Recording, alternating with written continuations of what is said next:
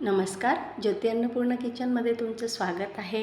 आज मी बनवणार आहे कैरीचं लोणचं। तोंडाला चव आणि ताटाची शान लोणच्याशिवाय अपूर्णच आहे, म्हणून घरोघरी थोड्या अधिक प्रमाणात लोणचं हे बनवलंच जातं। मी आज 10 किलो कैरीचं लोणचं बनवणार आहे। माझ्या आईकडून मी हे लोणचं बनवण्याचं शिकलेली आहे। बनवण्याची पद्धत अगदी सोपी आहे आणि घरातले मसाले वापरून कुठल्याच केमिकलचा वापर न करता वर्षभर लोणचं खराब व्हायला नको म्हणून खूप साऱ्या टिप्स आहेत। चला तर मग लगेच रेसिपीला सुरुवात करू। लोणचं बनवण्यासाठी सर्वात महत्त्वाची गोष्ट म्हणजे कैरी। इथे मी जी कैरी घेतलेली आहे ती मोठी आहे आणि ही सरदार कैरी आहे। गुजरातची स्पेशल सरदार कैरी आहे। जून जुलैमध्ये बाजारात ही कैरी सहज मिळते। मे महिन्यात आपण लोणचं बनवलं तर तेव्हा आपल्याला गावरानी कैरी मिळते, पण आता त्या कैरीचं प्रमाण ह्या दिवसावर थोडं कमी होतं, म्हणून हे सरदार कैरीचं लोणचं देखील टिकायला खूपच चांगलं असतं आणि ही कैरी मोठी असल्यामुळे तिला गर देखील चांगला असतो। आता मी कैरी घेतली, स्वच्छ धुवून घेतल्या, त्या लोकांकडूनच कैऱ्या तोडून घेतल्या आणि छोटे छोटे तुकडे बनवून घेतले। आता या कैरीतले जे हे गिद्दू असतात ते बाजूला काढून घ्यायचे आणि कैरीचा जो काळा भाग असतो तो देखील काढून घ्यायचा आणि रुमालाने स्वच्छ पुसून घ्यायचा, म्हणजे तो काळपट भाग देखील निघेल आणि कैऱ्या चांगल्या कोरड्या होतात, अजिबात ओलसर राहणार नाही। संपूर्ण कैऱ्या ह्या पुसून अशा एका मोठ्या घमेलीमध्ये घ्यायच्या आणि त्याला आता हळद लावायची। हळद लावल्यामुळे काय होतं, आपण जोपर्यंत मसाला वगैरे तयार करतो तोपर्यंत आपल्याला ह्या कैऱ्या फॅनखाली पसरून ठेवायच्या आहेत। आता ह्या कैऱ्या जर तुम्ही अशाच पसरवल्या तर कैरी लगेचच काळी पडते, म्हणून कैरीचा हा वरचा भाग काळा पडायला नको म्हणून अशा पद्धतीने हळद लावून घ्यायची। चमच्याने थोडीशी कैरीवर हळद टाकायची आणि हाताने अशा अलगद चोळून घ्यायच्या, म्हणजे एकसारखी हळद कैरीला लागेल। आणि हळद पावडर लावल्यामुळे कैरीमध्ये जो पाण्याचा अंश असतो तो देखील कोरडा होतो आणि दिसायलाही खूपच छान दिसते। आता ह्या संपूर्ण कैऱ्यांना हळद लावल्यावर मी एका सुती कापड्यावर अशा पसरून दिल्या।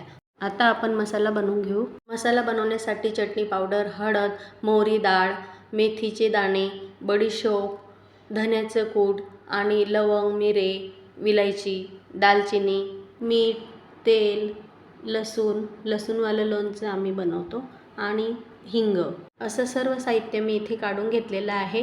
आता खडे मसाल्यांमध्ये लवंग, मिरे, विलायची आणि दालचिनी हे सर्व साहित्य मी 25-25 ग्रॅम घेतलेलं आहे। आता हे मिक्सरच्या छोट्या भांड्यामध्ये घ्यायचं आणि असं जाडसर भरडा करून घ्यायचं। ह्या मसाल्यामुळे लोणच्याला खूपच छान अशी चव येते।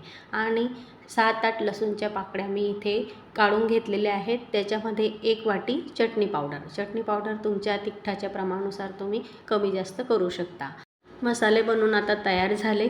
लगेचच आपण तेल तापवून घेऊ। मोठ्या पातेल्यामध्ये तेल तापायला ठेवलेलं आहे।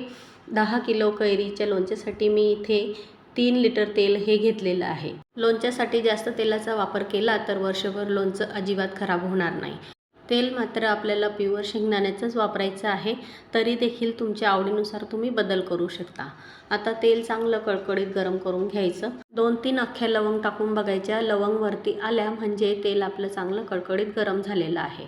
आता आपल्याला सर्व मसाले एकत्र करून खार तयार करून घ्यायचा आहे। घमेलीमध्ये सर्वात आधी मीठ टाकायचं। इथे मी 1 किलो मीठ घेतलेलं आहे। 1 किलो लोणच्यासाठी 100 ग्रॅम या प्रमाणात मी 10 किलो लोणच्यासाठी 1 किलो मिठाचा वापर केलेला आहे। आता मिठावर लगेच मोहरीची डाळ टाकली। मोहरीची डाळ मी 1 किलो घेतलेली आहे आणि आता ही तयार करून घेतलेली लसणाची चटणी। आता मी इथे घेतलं तयार 100 ग्रॅम धण्याचं जाडसर कूट आणि 100 ग्रॅम मेथीचे दाणे, तसेच 100 ग्रॅम बडीशोप। आता घेतला हा आपण जे मसाले जाड भरडून घेतलेले आहे, लवंग, मिरे, दालचिनी, विलायची 25-25 ग्रॅम घेतलेला आहे, म्हणजे तो देखील 100 ग्रॅम येईल। आणि लोणचं चविष्ट होण्यासाठी मी घेतला 10 ग्रॅम हिंगावर असं तेल टाकायचं, म्हणजे त्याचा सुगंध येतो। आता तेल आपल्याला थोडंसं थंड करूनच टाकायचं आहे। एकदम गरम तेल टाकलं तर त्यामुळे मसाले जळू शकतात, म्हणून सुरुवातीला चमच्याने टाकून बघायचं। नंतर सर्व मसाल्यांवर थोडं तेल टाकायचं आणि चमच्याने कालवत जायचं। थोड्याशा तेलामध्ये मसाला व्यवस्थित मिक्स करता येतो। लसणामुळे ज्या चटणीचे असे गोळे तयार झालेले आहेत ते असे चमच्याच्या साहाय्याने मोडत जायचे आणि व्यवस्थित मसाला सगळा मिक्स करायचा। मसाल्यांवर गरम तेल टाकल्यावर एवढा छान असा सुगंध पसरलेला आहे. खडे मसाले, लसणाची चटणी, हिंग यामुळे लोणच्याला खूपच छान अशी चव येते. आता आपण हा मसाला बनवताना हळदीचा वापर केला नाही आहे. हळद ही वरूनच टाकायची, कारण सुरुवातीला हळद टाकली तर त्याच्यामुळे लोणच्याचा कलर थोडासा काळपट होतो. म्हणून थोडं थंड झाल्यावरच हळद टाकायची. आणि हळद आता मी फक्त 2 ते 3 चमचा वापरलेली आहे, कारण अर्धी हळद आपण कैऱ्यांना लावलेली आहे. साधारण 100 ग्रॅम हळदीचा वापर मी इथे केलेला आहे. आणि थोडंसं पातेलीत तेल शिल्लक आहे, ते मी लोणचं भरल्यावर वरून बरणीत टाकणार आहे. एकसारखं चमच्याने मी कालवते, म्हणून मसाला आता चांगला थंड झालेला आहे. आता आपल्याला लोणचं भरायला काही हरकत नाही. सगळ्यात आधी बरणी स्वच्छ धुवून कोरडी करून घ्यायची आणि बरणीमध्ये खाली 1 वाटी मीठ टाकायचं आणि वरून 1 चमचा हिंग पावडर किंवा हिंगाचा खडा ठेवला तरी चालेल. यामुळे काय होतं, लोणचं वर्षभर चांगलं राहतं. मिठामुळे लोणचं हे खराब होत नाही. मी इथे गुळाचा अजिबात वापर केलेला नाही आहे. मला तिखटच लोणचं बनवायचं होतं, म्हणून तेल आणि मिठाचा जास्तीत जास्त वापर केलेला आहे. तुम्हाला जर का गोड लोणचं बनवायचं असेल तर तुम्ही थोडासा गुळाचा वापर करू शकता. संपूर्ण खार तयार झाल्यावर शेवटी तुम्ही गूळ टाकू शकता आणि गोड लोणचं बनवू शकता. आता मी इथे संपूर्ण खारमध्ये थोड्या थोड्या कैऱ्या ह्या टाकलेल्या आहेत. व्यवस्थित चमच्याने मिक्स करत जायचं, म्हणजे खार आणि कैऱ्या चांगल्या एकजीव होतील. आणि थोडं थोडं करून आता लगेचच हे लोणचं आपण बरणीमध्ये भरायचं.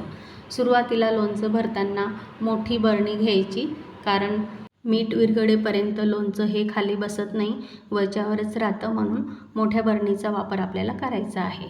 जर का तुमच्याकडे मोठी बरणी नसेल तर असं घमेलीमध्ये किंवा मोठ्या पातेल्यामध्ये हे लोणचं 2 दिवस तुम्ही असंच ठेवा आणि नंतर संपूर्ण मसाला मीठ एकजीव झाल्यावर तुम्ही बरणीत भरू शकता. मी इथे 10 किलोचं लोणचं भरण्यासाठी 15 किलोचे बरणीचा वापर केलेला आहे, म्हणून मी लगेचच बरणीत भरून घेते. लोणचं भरताना असं मी झाऱ्यामध्ये घेते आणि खाली एक ताट घेते, म्हणजे ते जे तेल आहे ते ताटात पडेल. असं थोडं थोडं करत संपूर्ण लोणचं इथे मी भरून घेतलं. तुम्ही बघू शकता, संपूर्ण लोणचं भरल्यावर माझी बरणी देखील फुल भरलेली आहे. असं थोडंसं तेल बाजूला राहू द्यायचं आणि कोरडं कोरडं लोणचं भरायचं, म्हणजे व्यवस्थित लोणचं भरता येतं. आता जे शिल्लक राहिलेलं तेल आहे ते आपण बरणीमध्ये नंतर टाकू शकतो, कारण तेल आपण आधीच चांगलं कडकडीत गरम करून घेतलेलं आहे.